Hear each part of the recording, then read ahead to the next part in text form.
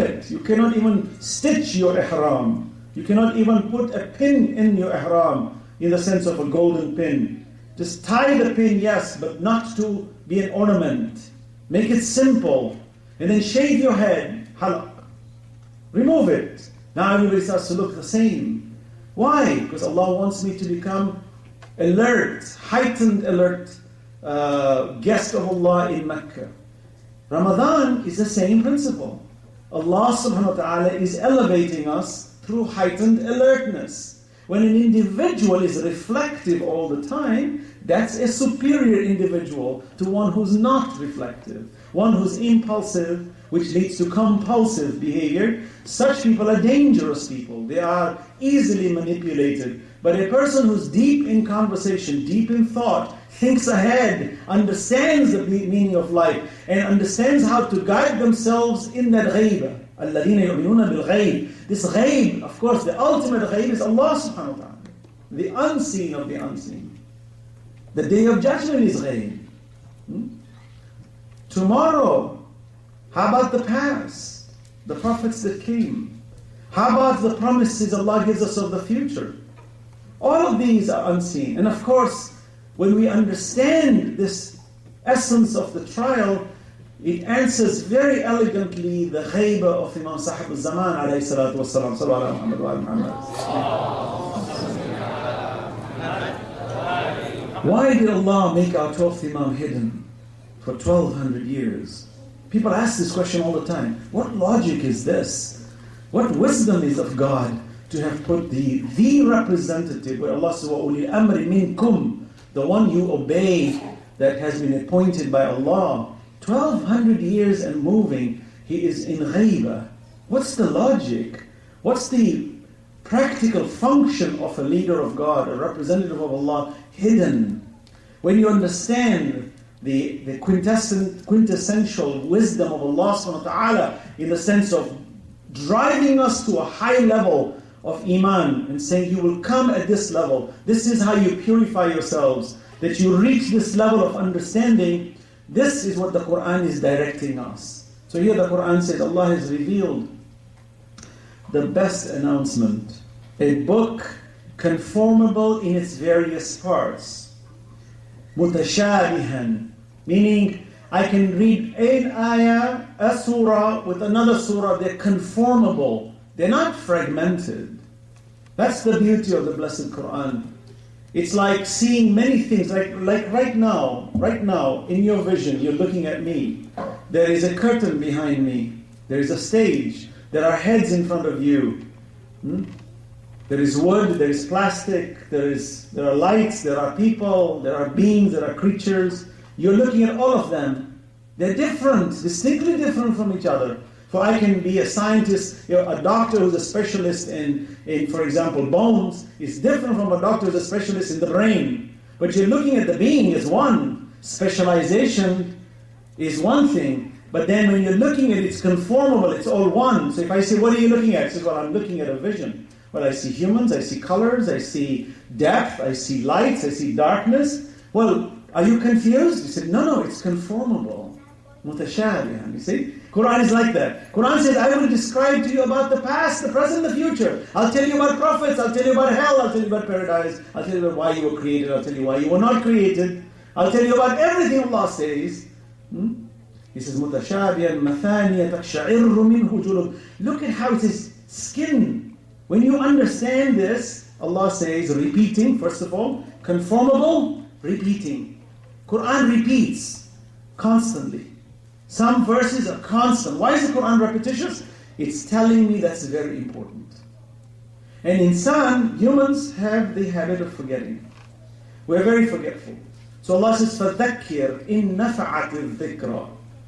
Remind them, reminding is beneficial. So when you read a Quran and it's repeating, like in Surah Rahman, فَبِأَيِّ آلَاءِ رَبِّكُمَا تُكَذِّبَانِ 31 times. فَبِأَيِّ آلَاءِ رَبِّكُمَا تُكَذِّبَانِ. You find in Surah Al-Qamar, Allah says, وَلَقَدْ يَسَّرْنَا الْقُرْآنَ لِلذِّكْرِ فَهَلْ مِن مُدَّكِرٍ. We have made the Quran easy to remember. Who will pay heed? It repeats 4 times. Why?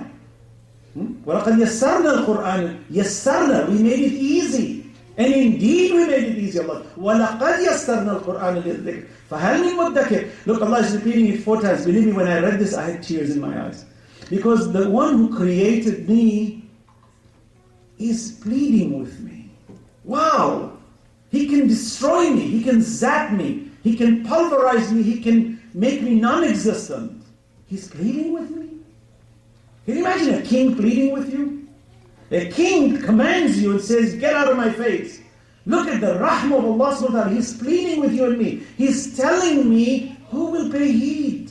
Wow. It massages your heart to understand the rahmah of this being. That He is so merciful, that He honors me so much. He talks to me with reason. SubhanAllah.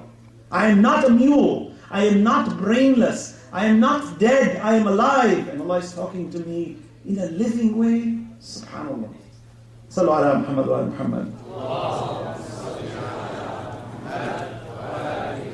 So, Allah subhanahu wa ta'ala says, repeating, you notice, okay, it is conformable, it ties together. You will notice, what are the tying together in the Quran? We'll discuss this further inshallah in the other lectures, but whenever Allah talks about anything and everything, let's say for example Surah Al-Mulk, right? Allah says, تبارك الذي بسم الله الرحمن الرحيم تبارك الذي بيده الملك وهو على كل شيء قدير.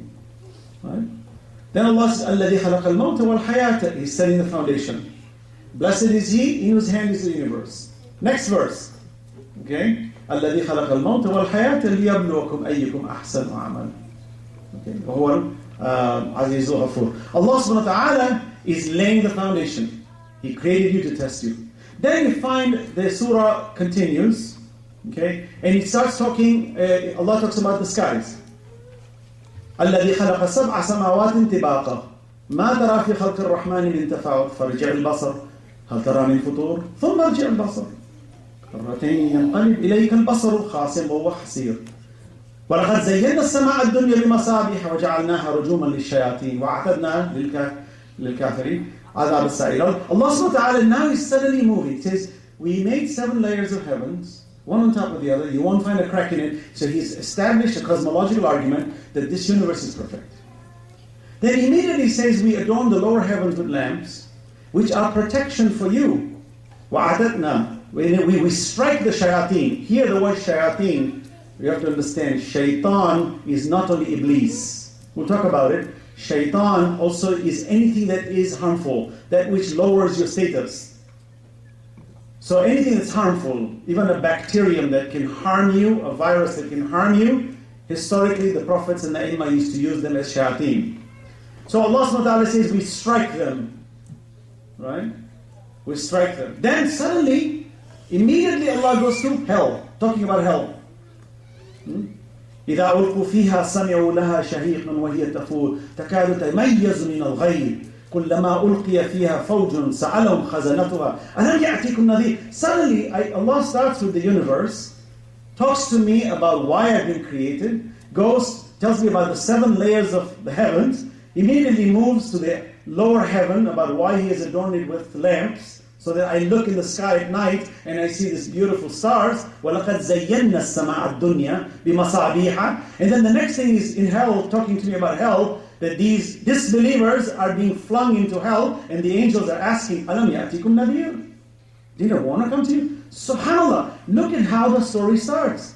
Simple. Allah is the Almighty. Next thing, the 7 heavens, 7 layers, the whole universe.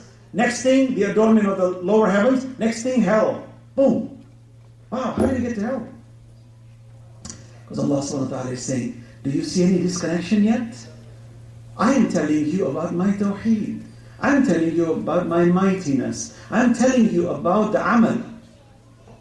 أيكم أحسن عملا. Let me show you an example of the one whose amal is not ahsan. What happens?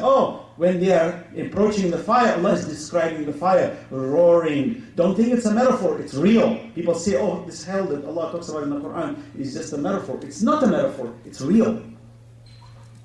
إِذَا أُلْقُوا فِيهَا سَمِعُوا لَهَا. You will hear it roaring. Then the angels are asking, أَلَمْ يَأْتِكُمْ نَذِيرٌ قَالُوا بَلَى قَدْ جَاءَنَا نَذِيرٌ فَكَذَّبْنَا وَقُلْنَا مَا نَزَّلَ اللَّهُ مِنْ شَيْءٍ. Now they are repenting. Look what Allah is also telling me, that this one who is entering hell is not blaming Allah. He is not blaming anyone, he is blaming himself. وَقَالُوا لَوْ كُنَّا نَسْمَعُ أَوْ نَعْقِلُ مَا كُنَّا فِي أَصْحَابِ السَّعِيرِ. That had we not, if we would only paid attention, listened and paid attention to these prophets who came, if we would have focused on them, we would not be the inmates of this fire. So Allah subhanahu wa ta'ala is saying, you are liable for your own deeds. In أَحْسَنْتُمْ أَحْسَنْتُمْ لِأَنفُسِكُمْ وَإِنْ أَسَأْتُمْ فَلَهَا. In other words, when you do good for yourselves. And it is not for Allah subhanahu wa ta'ala that when He grants somebody hell, it is by their own deeds. Allah says, فَاعْتَرَفُوا بِذَنْبِهِمْ. They will recognize their dhanb. فَسُحْقًا لِأَصْحَابِ السَّعِيرِ. Then Allah immediately shifts, إِنَّ الَّذِينَ يَخْشَوْنَ رَبَّهُمْ بِالْغَيْبِ لَهُمْ مَغْفِرَةٌ وَأَجْرٌ كَبِيرٌ. Look at how elegant the Quran is talking. You will not find a single book on earth that speaks like this. None. This month of Ramadan, where Allah says, وَنُنَزِّلُ مِنَ الْقُرْآنِ مَا هُوَ شِفَاءٌ وَرَحْمَةٌ لِلْمُؤْمِنِينَ وَلَا يَزِيدُ الظَّالِمِينَ إِلَّا خَسَارًا. What we have revealed is a shifa'ah, rahmah for the believers. How many of us take heed to this Quran? How many? That the Prophet on Judgment Day will complain the Quran has been ignored. Allah has given us an excuse that at least in the month of Ramadan, when you are prevented from your normal life cycle, take it and open it and read even one ayah. People say, do I need to read the whole Quran in Ramadan? I said, no. But everybody does it. I said, you don't have to. In my opinion, it is superior to reflect on one verse, one chapter, and to adopt it, than to read the entire Quran saying, wow, I completed the entire Quran. Reading the entire Quran is not an obligation in Islam. If you can, it is recommended. But if you can understand it while reading, that is the best. And some of us are blessed with the understanding of the Quran. SubhanAllah, can you imagine every day in Ramadan you're reading and you're understanding, and you stop for a moment and you cry, and you go into sujood, and you pray to God, then you open it again, and even after you close it, it's still ringing in your head. Someone's talking to you and you're reflecting on it, and you're becoming part of this Quran. What would happen to such human beings in our society? They would be beaming lights, beacons in society. The balad was out. When I mentioned yesterday the problems we have in society, we create them. We, by our negligence that Allah subhanahu wa ta'ala has told us to purify ourselves, we impurify ourselves, which becomes a burden on others and upon ourselves, which causes all the mayhem and headaches and all the carnage and death and the sadness that many of us have to die with sad faces on earth because we're depressed. Today a sister comes to me and sends me an email and says, I get bullied in school. I get bullied in school because I'm a muhajjaba. I wear hijab. These clique groups come and condemn me. They make fun of me.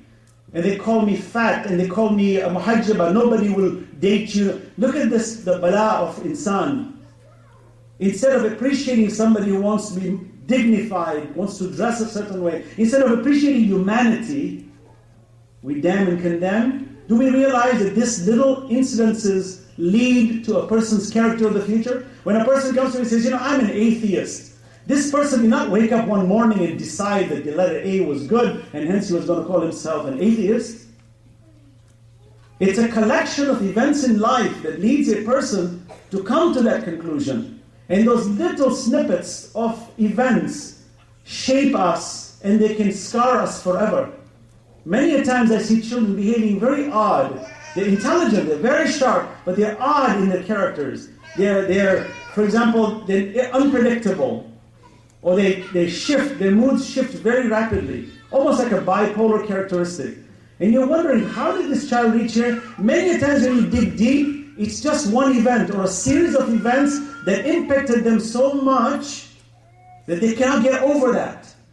And if you ask any psychologists or psychiatrists who have dealt with these kinds of scenarios, when they go back and they rehash that moment and then bury it properly, give it a proper burial, you find this human being can now process further and be progressive.